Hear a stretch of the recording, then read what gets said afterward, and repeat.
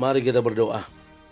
Bapa Surgawi, Bapa yang kami sembah dalam nama anak-Mu Tuhan Yesus, sungguh kami sangat bersyukur berterima kasih kepadamu Bapa untuk segala kasih, kebaikan, kemurahan Tuhan yang masih Tuhan berikan kepada kami sampai dengan pagi hari ini, di mana kami boleh tidur dengan tenang, bangun dengan selamat, tanpa kekurangan sesuatu apapun.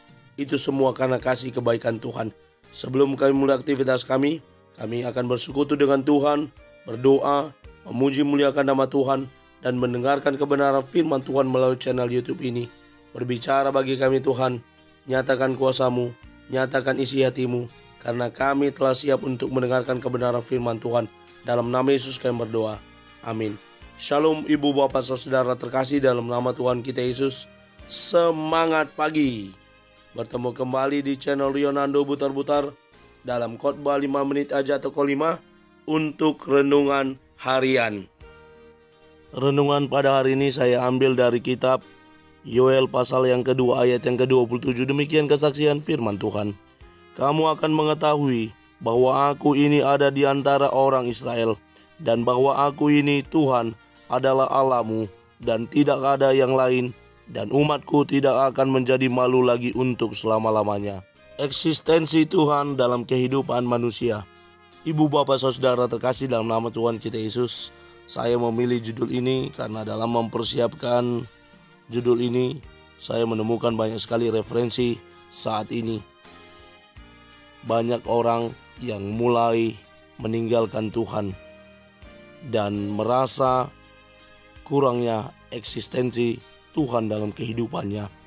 Ada orang yang kemudian menjadi ateis dan tidak mempercayai Tuhan karena dia lebih mempercayai usaha, tenaganya, bantuan orang lain daripada Tuhan. Sementara kalau dalam kehidupan manusia, kita harus menyadari, terlebih lagi kita orang Kristen, orang percaya, atau orang yang beragama, Tuhan itu ada dan keberadaannya dalam kehidupan manusia selalu ada selama-lamanya. Ibu bapak saudara terkasih dalam nama Tuhan kita Yesus, dalam kitab ini kita melihat bagaimana Allah berbicara melalui Nabi Yoel yang boleh mengingatkan bangsa itu untuk meninggalkan segala dosa dan pelanggaran mereka, untuk meninggalkan segala kesalahan mereka di masa lalu. Karena apa? Kalaupun Tuhan mengizinkan terjadi wabah melalui belalang dan ada wabah sakit penyakit yang membunuh banyak orang, ini tidak berarti Tuhan meninggalkan umatnya, tetapi Tuhan mau umatnya tetap bersandar sepenuhnya kepada Dia.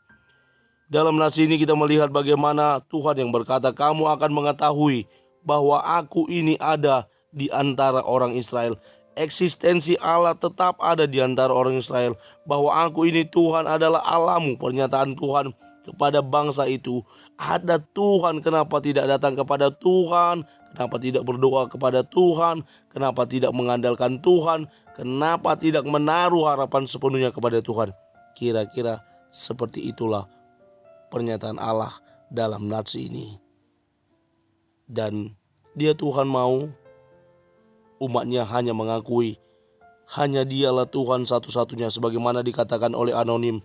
Hanya Dia satu-satunya Tuhan, tidak ada yang lain. Itu bukti iman percaya kita kepada Tuhan. Kalau kita mengimani Dia satu-satunya Tuhan dan tidak ada yang lain, maka perjalanan hidup kita yang selalu mengandalkan Tuhan, menaruh harapan kepada Tuhan, berserah sepenuh kepada Tuhan, akan tetap diberkati oleh Tuhan. Ketika kita terpuruk, sakit, penyakit, menderita, Dia Tuhan akan memberikan kekuatan kepada kita sehingga kita terlepas dan menjadi pemenang. Saya mengutip di artikel Renungan Harian yang berkata, ketika hati kita mulai berpaling dari Tuhan, Dia akan bertindak untuk membawa kita ke pertobatan. Bagaimana Tuhan juga peduli. Karena apa? Dia Tuhan tidak mau kita umatnya menjadi malu untuk selama-lamanya, menjadi umat yang terus berdosa. Tetapi Dia boleh mengingatkan kita, membawa kita ke jalan pertobatan. Karena itu ibu bapak saudara, eksistensi Tuhan harus dipercayai secara menyeluruh dan berkelanjutan dalam perjalanan kehidupan manusia. Karena apa? Manusia yang merasa dirinya sudah cukup dan dia tidak perlu Tuhan. Manusia seperti ini yang kemudian menjadi ateis dan meninggalkan Tuhan. Mari kita percayai Tuhan, setia menyembah Tuhan, berharap selalu kepada Tuhan, dan percaya bahwa kehidupan ini tidak perkara di dunia ini saja, tetapi ada pengharapan di kehidupan yang akan datang. Amin. Kita bersatu dalam doa.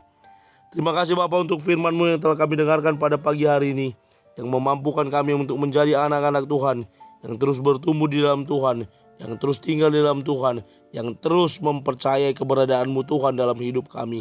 Karena itu Tuhan, ajar kami untuk senantiasa setia menyembah Engkau, percaya kepada Engkau, dan mengiring Engkau setiap hari. Terima kasih untuk firman-Mu pada pagi hari ini yang boleh mengingatkan kami. Kami akan mulai hari ini dengan mengandalkan Tuhan, menaruh harapan kami hanya kepada Tuhan Yesus saja.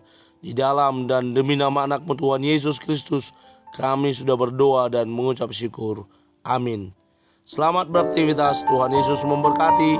Shalom.